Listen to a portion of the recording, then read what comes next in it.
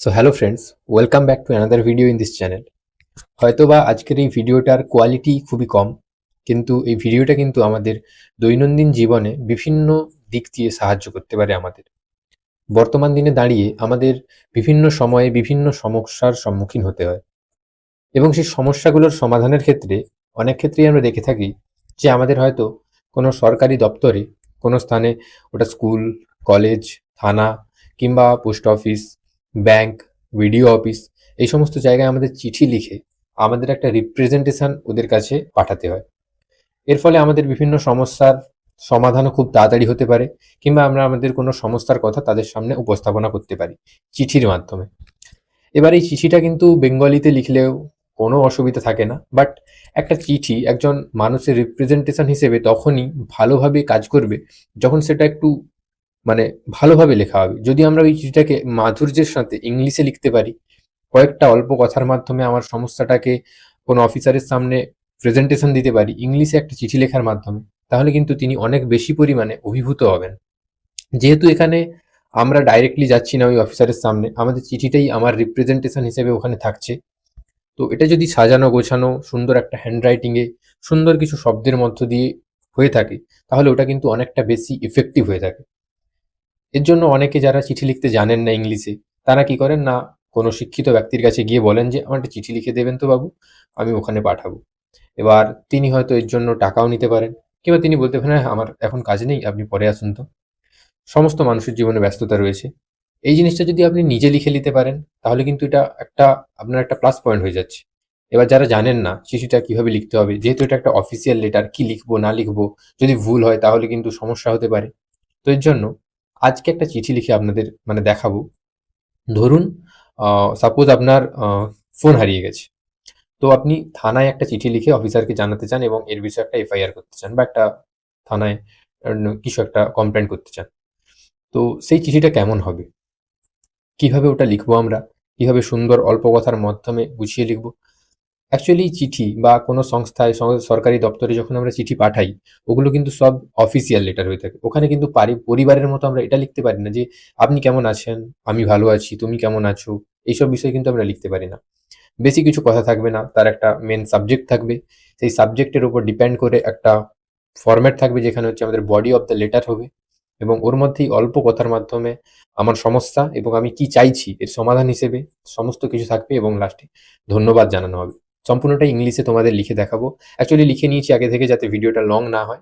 Just তোমাদের দেখাবো, এবং ওইটার চিঠিটা হচ্ছে তোমার নিচে ডেসক্রিপশন বক্সে দিয়ে দেবো, কিংবা একটা লিঙ্ক করে দিয়ে দেবো, ওখান থেকে তোমরা গিয়ে কপি করে নিতে পারো তোমার নোটপ্যাডে, বা যেখানে তুমি রাখতে চাও ওটাকে লিখে নিতে পারো। যদি ভিডিওটা ভালো লেগে থাকে, ভিডিওটা যদি হেল্পফুল মনে হয়, তাহলে অবশ্যই চ্যানেলে যুক্ত হও। এই চ্যানেলে এ ধরনের বিভিন্ন ইনফরমেটিভ ভিডিও পেয়ে যাবে, এবং এছাড়াও এই চ্যানেলে ক্লাস 11 ক্লাস 12 এর ইংলিশটাকে পড়ানো হয়ে থাকে। নতুন ব্যাচগুলো ফ্রিতেই সমস্ত কিছু পড়ানোটা স্টার্ট হবে আর কিছুদিনের মধ্যেই। ভিডিওটা যদি ভালো লাগে অবশ্যই কমেন্টে জানাও। তোমার যদি কোনো সুবিধায় লাগে, বা তোমার ধরো ফোন হারায়নি, অন্য কোনো কাজে তুমি কোনো চিঠি লিখতে চাও, যদি ওরকম চেয়ে থাকো, তুমি যদি লিখতে না পারো, তাহলে কমেন্ট করে জানাও। অবশ্যই তোমার জন্য ওই প্রবলেমটা সলভ আমি নিয়ে আসবো, প্রবলেমের সলিউশন আমি নিয়ে আসবো, অবশ্যই সলভ করবো তোমার সমস্যাটাকে। শুধু ভিডিওটা ভালো লাগলে অবশ্যই লাইক করো, আর চ্যানেলে নতুন হয়ে থাকলে সাবস্ক্রাইব করো। তো চলো দেখে নিচ্ছি চিঠিটা কেমন হবে, কেমনভাবে অল্প কথার মধ্যে চিঠিটাকে আমরা লিখব। সো এখন আমরা চলে এসেছি আমাদের নোটপ্যাডে। প্রথমেই একদম আমরা চিঠির ওপরে লিখব টু, অর্থাৎ যার প্রতি আমরা চিঠিটা লিখছি সেই পুলিশ স্টেশনের সেই অফিসারের প্রতি। টু লেখার পর লিখতে হবে দ্য অফিসার ইন চার্জ। এরপরে এখানে আমার থানার নাম, name of the police station, এখানে হচ্ছে যে থানাটা তোমার যে থানা, ওই থানার নাম এখানে লিখতে হবে। তারপরে ওই স্টেশনটার অ্যাড্রেস, যেখানে ওই থানাটা রয়েছে ওই জায়গার অ্যাড্রেস দিতে হবে। তার নিচে ওই দিনকার ডেট, যেদিন তুমি চিঠিটা লিখছো ওই দিনকার ডেট দিতে হবে। এই স্থানগুলো ফিল আপ করে দিলে ফার্স্টে, এবং তারপরেই তোমাদের মেন এবং ইম্পর্ট্যান্ট জায়গা যেটা দিতে হবে সাবজেক্ট। এই সাবজেক্টটাই মূলত লেখা হবে যে কমপ্লেনটা আমি করতে চাচ্ছি। যেমন ধরো complaint regarding stolen mobile phone, এখানে যদি স্টোলেন না লিখে তুমি লস্টও লিখতে চাও বা স্টোলেন দুটোই লিখতে চাও, তাহলে পার চিহ্ন দিয়ে দুটোই লিখতে পারো, কোনো অসুবিধা নেই। এবার নিচে আমরা যেটা লিখবো, যদি ওখানে ম্যাডাম থেকে থাকেন তাহলে ম্যাডাম, বেশিরভাগ ক্ষেত্রেই আমাদের স্যার থেকে থাকেন তাহলে আমরা রেসপেক্টেড স্যার, কিংবা আমরা দুটোই লিখতে পারি পার চিহ্ন দিয়ে, respected sir per madam. I respectfully wish to inform you, আমি সসম্মানের সহিত আপনাকে এটা জানাচ্ছি যে that my mobile phone has been stolen or lost. চিহ্ন দিয়ে দুটো, আমি তো জানি না যে ফোনটা হারিয়েছে কিংবা চুরি হয়েছে এখনও, অ্যাকচুয়ালি আমার কাছে ফোনটা নেই, ব্যাস। I respectfully wish to inform you that my mobile phone has been stolen, এটা first line. The details of the incident are as follows. এবার আমার নিজের নাম দিতে হবে, নেম লিখে, অ্যাড্রেস দেব এবং কন্ট্যাক্ট নাম্বার, যে ফোনটা হারিয়েছে ওই ফোন নাম্বারটা দেবো না, আমরা একটা অল্টারনেটিভ ফোন নাম্বার দেব।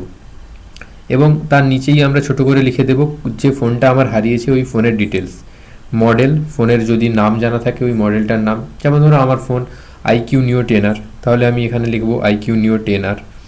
এবার ধরো কালার, ফোনটার কালার কি, যেই কালারটা আমি নিয়েছিলাম ওই ফোনের বক্সটা যদি তোমার কাছে থেকে থাকে ওই বক্সের পেছন দিকে দেখবে কালার লেখা থাকে, ওই কালারটা আমরা দেবো। আইএমইআই নাম্বার, ওই বক্সের পেছনেই আইএমইআই নাম্বার থাকবে, ওটা দেবো। এই ফিল্ডটা কিন্তু সবচেয়ে ইম্পর্ট্যান্ট, আইএমইআই নাম্বার দেওয়াটা খুবই ইম্পর্ট্যান্ট। এটা না দিলে কিন্তু ফোনটা ট্র্যাক করা যাবে না, বা ফোনটা কোথায় রয়েছে বা মানে ফোনটা পাওয়ার পর শনাক্তকরণ করতে অসুবিধা হবে। এবং শেষে সিম নাম্বার, যে সিমটা রয়েছে ওই সিম নম্বর, এবং ওই সিমটা কোন কোম্পানির যদি জানা থাকে তাহলে ওটাও দিতে হবে, জিও, এয়ারটেল বা ভোডাফোন যেরকম হবে। এবার তার নিচে একটু ফাঁকা দিয়ে লিখবো the phone was stolen or lost on, যে ডেটে আমার ফোনটা চুরি হয়েছে বা হারিয়েছে ওই ডেটটা দেবো। অর অ্যাপ্রক্সিমেটলি যদি সময় জানা থাকে তাহলে ওই সময়টাও আমি দেবো। ফ্রম লোকেশান, অবশ্যই আমাকে কিন্তু প্লেসটা দিতে হবে যেখানে আমার ফোনটা চুরি হয়েছে বা হারিয়েছে। Despite my efforts I have been unable to recover it, আমি কিন্তু ওটা খোঁজার চেষ্টা করেছি বাট ওটা আমি পাইনি। এবং তার নিচেই আমরা আরেকটু স্পেস করে দেবো I kindly request you to register my complaint and take necessary action, আমার এই কমপ্লেনটা দয়া করে আপনি নিন এবং এর মানে যে অ্যাকশান, এর মানে কোনো একটা স্টেপ এর উপরে নিন আপনি। I would also appreciate receiving a copy the complaint FIR of the official purposes, আর আমাকে একটা এর কপি পাঠিয়ে দিন বা আমি গিয়ে কপিটা নেব এই এফআইআর বা কমপ্লেন্টার, ব্যাস এটুকুই। থ্যাঙ্কিং ইউ, এটা অবশ্যই নিচে দিতে হবে যে আপনাকে ধন্যবাদ জানাচ্ছি, ইয়োর্স ফেইথফুলি, আবার নিজের নাম দিতে হবে এবং নিজের সিগনেচার নিচে দিতে হবে। এটা হচ্ছে একটা ফরম্যাট যেখানে আমাদের একটা ফোন চুরি হয়ে গেছে বা হারিয়ে গেছে এই সম্বন্ধিত একটা চিঠি আমরা লিখলাম। এটা সম্পূর্ণটা ডেসক্রিপশন বক্সে দেওয়া থাকবে, ওখান থেকে তোমরা ইজিলি কপি করে নিতে পারবে। আচ্ছা, ইউটিউব থেকে ডাইরেক্ট কপি হয় না, তোমরা যদি ভিডিওটা ক্রোমে চালাও ওখান থেকে কপি করতে পারবে, কিংবা এই নোটসটার লিঙ্ক আমি দিয়ে দেবো ডেসক্রিপশন বক্সে, ডাইরেক্ট গিয়ে ওখান থেকেও তোমরা কপি করে নিতে পারবে। ওকে।